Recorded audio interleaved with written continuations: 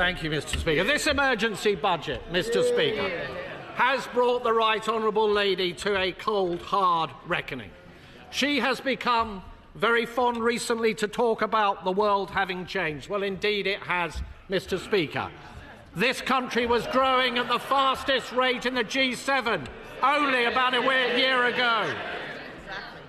And just as the OECD and the Bank of England and other forecasters, and now we learn today, the OBR have stated, growth has been halved in this year, cut in two as a consequence of the decisions and the choices that the Right Honourable Lady made on her watch.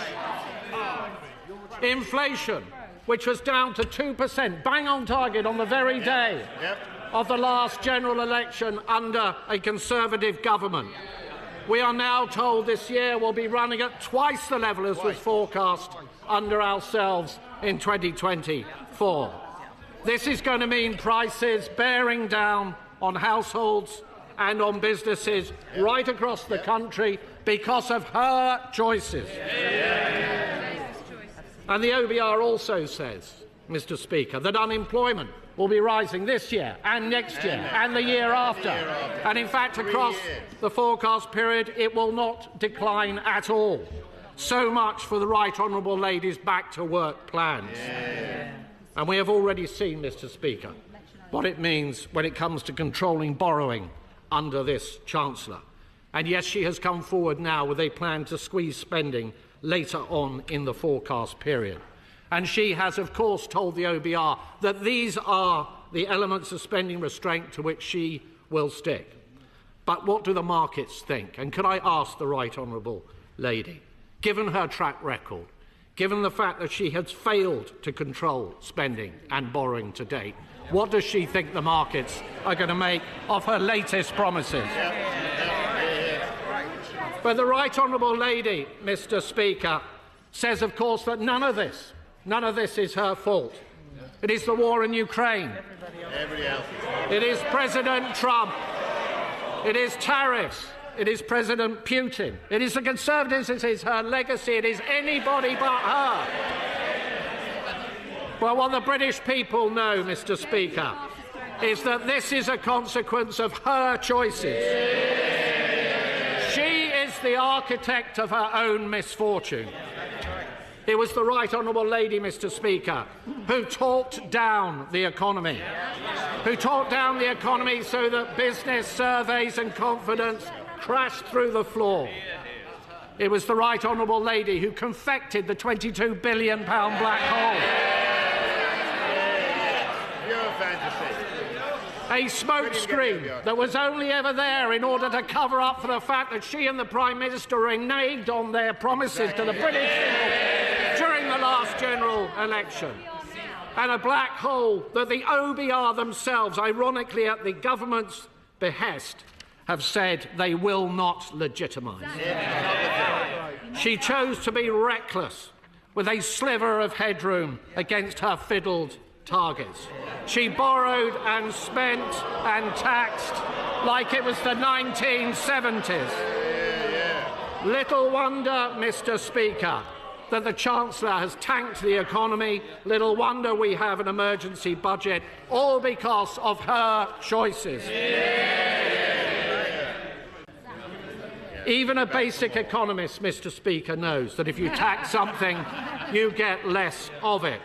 You don't need to have worked at the Bank of England for 10 years, Mr. Speaker, to know that. So what did the Chancellor tax? She taxed jobs and wealth creation. She's destroyed livelihoods, businesses clobbered, big and small companies, the backbone of our economy. Enterprise crushed on the altar of her ineptitude. The CIPD telling us a third of those businesses affected will shed labour.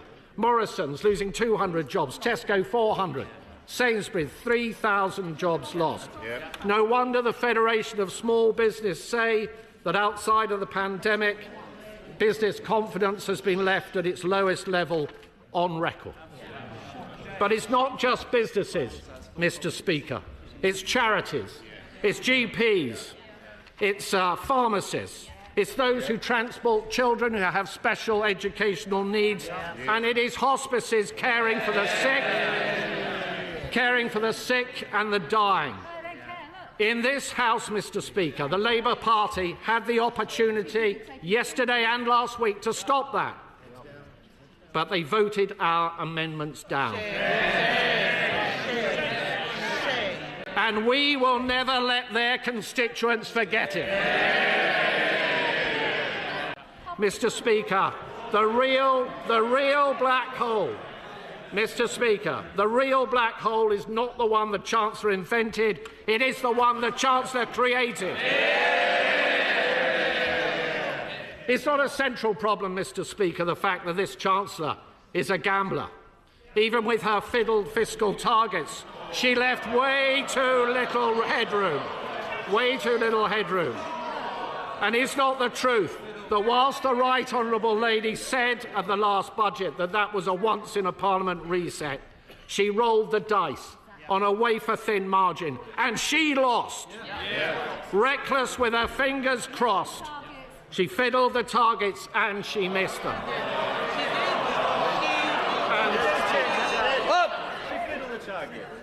I'm not sure about the language we use. I think there are better words and more constructive words the Shadow Chancellor would prefer to use. Can I just point out, thank you, Mr. Can I just point out that all of her fiscal headroom disappeared, not just some of it. In fact, she went underwater to the tune of £4.1 billion. Mr. Speaker, reeling from one fiscal event to the next is not a way to run the public finances. And breaking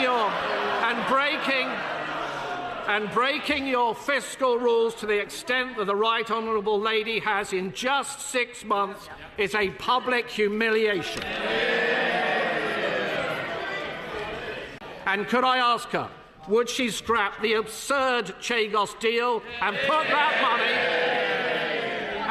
that money behind our armed forces?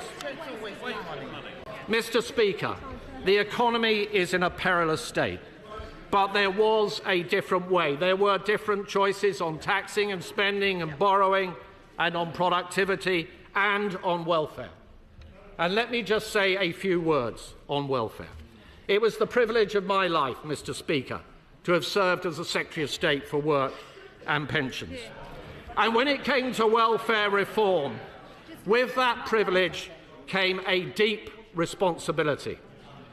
The responsibility for welfare reform to be properly thought through with a very clear plan. So I know they don't like it because it's an alien idea, Mr. Speaker, to the party opposite. So that we can be fair to the taxpayer but equally fair to the many people up and down our country, some of whom are highly vulnerable. This was an approach on our watch that led to £5 billion of savings across the forecast period and 450,000 fewer people going on to long-term sickness and disability benefits as a direct consequence. And we would have gone further, much further, and we set out a clear plan. We set out a clear plan in our manifesto to do exactly that. But the party opposite rushed their changes. They had no plan. There was not a single mention of PIP, personal independence payments, in the Labour Party manifesto. When they got into office, they pussyfooted around and dithered. Why? Because it's deeply divisive within their rank and file. And then suddenly, when the Chancellor decided that she had run out of money, out the word went to find some savings in welfare, to scrabble around, to yank every lever possible. And the spectacle, frankly, Mr. Speaker, of what the OBR has said about the changes that were only announced last week by the Secretary of State for Work and Pensions is simply shambolic. Yes. We have gone from incompetence, Mr. Speaker, to chaos. There have been more changes in this policy than there were at the last minute to the profile of the Right Honourable Lady on LinkedIn. The result is the worst of all worlds, a wholly inadequate level of savings on welfare, with welfare costs still spiralling ever higher, and changes that were likely to harm many vulnerable people. So could I ask the Right Honourable Lady, when the Secretary of State for Work and Pensions came to the House last week with these changes, she did not provide an impact assessment. Was this because the OBR had not signed off the numbers? Was it because the department did not have enough time to produce one? Or was it only provided today, as many of us suspect, because this was thought to be a good time to bury bad news? Mr. Speaker, the forecast for growth is down, for borrowing costs is up, for inflation is up, and business confidence has been smashed in a million pieces. This Chancellor constantly trying to blame forces beyond her control. The right response is not to duck responsibility, but to build a resilient economy. The Right Honourable Lady would have us believe that that is what she is doing. But how can we believe this Chancellor? How can we trust this Chancellor? She is the Chancellor who said she would not increase borrowing, but she did. She said she wouldn't change her fiscal rules, but she did.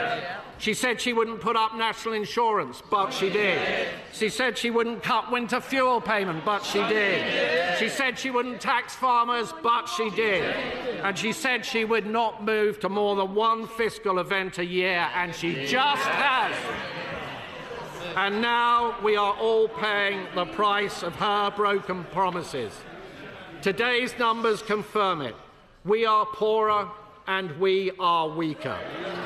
To govern, Mr. Speaker, is to choose. And this Chancellor has made all the wrong choices.